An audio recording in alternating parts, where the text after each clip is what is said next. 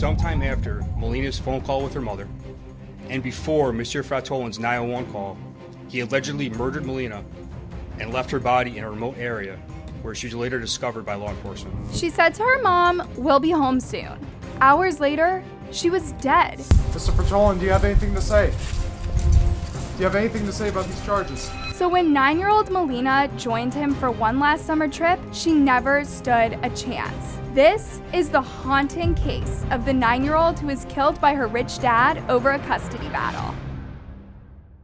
9-year-old Melina Fratolin was looking forward to one last adventure before the school year started, a special road trip with her dad, Luciano. It was meant to be fun, simple, and full of memories. Just a lighthearted father-daughter getaway. No one realized it would be the last trip Melina would ever take. On July 11th, 2025, Melina and Luciano crossed into the US from Canada and spent the next 10 days traveling through New York and Connecticut. They stayed in hotels, explored state parks, visited New York City. Everything about the trip seemed perfect. Literally. They were smiling in selfies, stopping at diners, moving from place to place like any other family on vacation. But when it came time to head home, something shifted. On Saturday evening, July 19th at around 5:30 p.m., they were seen in Luciano's Prius in Saratoga Springs. About an hour later, Melina called her mom back in Montreal. She said they were on their way back, and it was a short routine call. Nothing in her voice hinted that anything was wrong. That would be the last time her mother ever heard from her. A few hours later, at exactly 10 p.m., Luciano called 911 in a panic.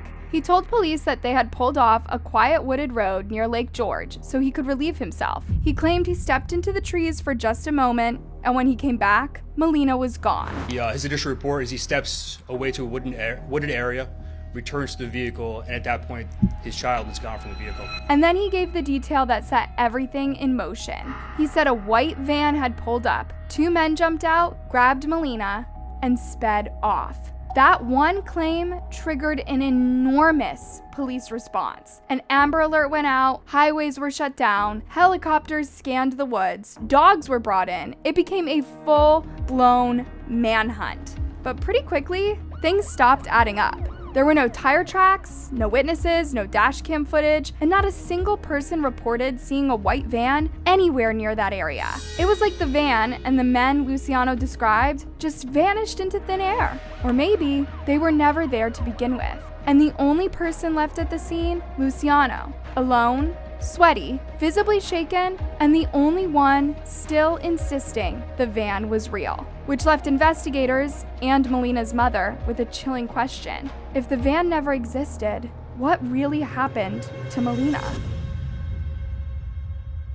So, just a few hours after making the 911 call, the tone of the investigation had begun to shift behind the scenes. Police were no longer convinced by Luciano Fratolin's story, and although the public was still watching for a suspicious white van, investigators had started to quietly focus on something far more grim. They were no longer searching for an abductor, they were searching for Melina's body. One of the biggest red flags came when a surveillance footage placed Luciano at a gas station near Lake George just hours before his frantic 911 call. The footage showed Melina in the car with him, sitting quietly in the passenger seat. But here's the thing, Luciano never mentioned that stop to anyone, not in his call and not in the police interview. And to make matters worse, cell phone records showed that his device had pinged off towers in a completely different location than the one he had described in his version of events. That's when police publicly asked for help tracking the 2024 gray Toyota Prius that Luciano and Melina had been traveling in since July 11th. They wanted any security footage, dash cam clips, or eyewitness accounts that might help fill in the missing hours between the gas station visit and the moment he called 911. At this point, they weren't trying to verify the van story anymore. They were trying to piece together Luciano's movements and figure out where and when everything went wrong.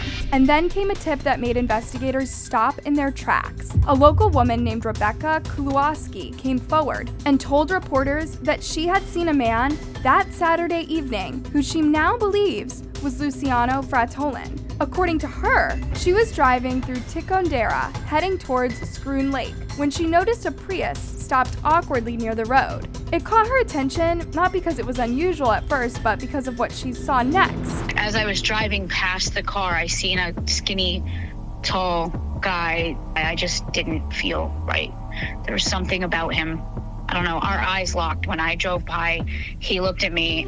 She didn't see a child with him, but she couldn't shake the image. Then when she received the Amber Alert about Melina the very next day, everything clicked and her heart sank. And I can't even tell you what I felt in that moment. It was horrible.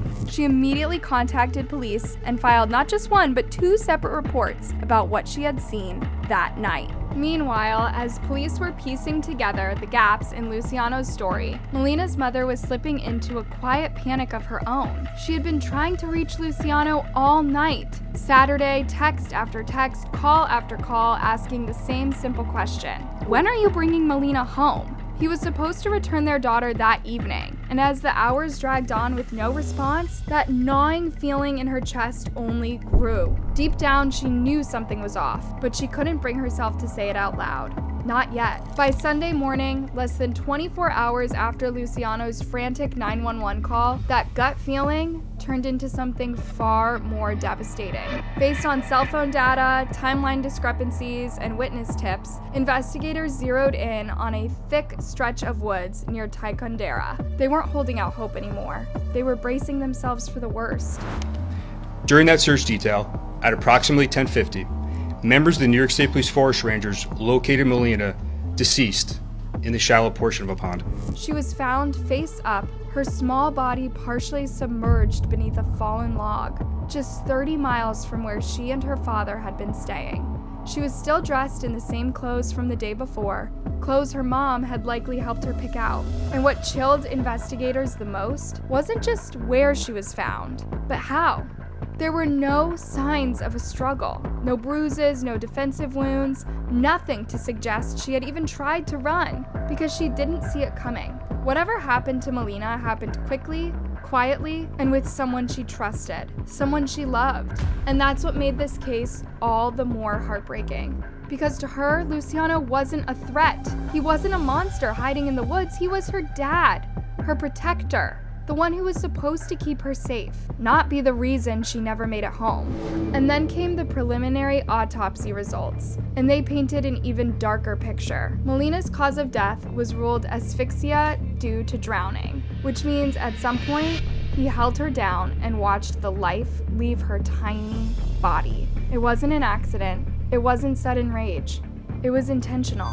The manner of death was officially ruled a homicide, and with that confirmation, police moved fast. Luciano Fratolin was arrested and charged with second-degree murder, along with the concealment of a human corpse. The man who just days before had been playing the role of a desperate father was now behind bars, accused of killing the daughter who had trusted him with everything. But even as the headlines broke and the mugshots hit the news, the community was shocked. People who didn't even know Melina showed up to mourn her. They held a candlelit vigil in her memory, quiet, heartbreaking, and full of questions no one had answers to.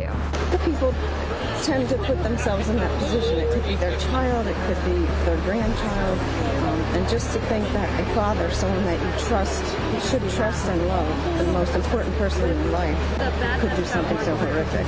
They came together not just for Melina, but what for her death had represented, an unimaginable loss. The kind that sticks with you, even if you never met her. But the question that haunted everyone was simple and chilling. Why would a father do this to his own daughter? What could have possibly pushed him to do something so cold, so calculated, and so final? And here's where it gets even darker. Because once investigators started digging into Luciano's background, what they found wasn't just motive. It was a ticking time bomb that had been waiting to go off. If you scroll through Luciano Fratolin's Instagram just weeks before his daughter's death, you'd possibly think he was that kind of dad. The kind that makes everyone else feel like they're not doing enough. There were sweet photos of him and Melina wearing matching outfits, taking selfies. He captioned one post, "She's the reason I breathe." In another, he wrote, "She is the light of my life and the inspiration for, well, everything."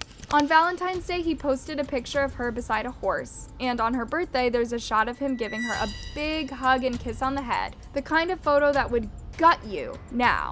knowing what we know. To the outside world, he looked like a loving, doting father. But behind the hashtags and the pretty filters, something much darker was festering. Let's back up. Luciano Fratolin was born in Ethiopia to an Ethiopian mother and an Italian father. He spent most of his life overseas, where he was known as a rising businessman with major stakes in mining and hotel construction. In 2019, he struck a deal with a Chinese-backed company to launch an iron ore mine, landing a 20-year contract. He was successful, powerful, and according to friends, complicated. A former associate told the Montreal Gazette that although Luciano adored his daughter, he didn't exactly like the responsibilities that came with fatherhood. He loved her, sure, but he didn't like being tied down, the friend said. That same year, 2019, everything seemed to spiral. Luciano was reportedly assaulted in Ethiopia and suffered permanent damage to one of his eyes. According to people close to him, that moment marked a major shift. Then his partner at the time, Melina's mother, flew out to be by his side. But when she arrived, she allegedly found him with another woman.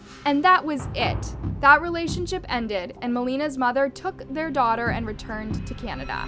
From that point on, Luciano's relationship with Melina became long distance and inconsistent. According to insiders, he'd visit her once a year at best. She lived full-time in Montreal with her mother, while Luciano floated between Canada and Ethiopia, tending to business deals and apparently dodging child support payments. Oh, and that carefully curated girl dad aesthetic on Instagram. Behind the scenes, Luciano was reportedly drowning in debt and bitter over what he called Melina's chaotic presence. In his bio for his now scrubbed coffee company, Gambella Coffee, he admitted that he struggled to tolerate her messy art projects, her scattered toys around the house, and anything else that disrupted his need for perfect order. Read between the lines, and it paints the picture of a man who was unraveling. But it gets worse when you realize that Luciano wasn't just faking it with Melina, he was faking it with his entire life.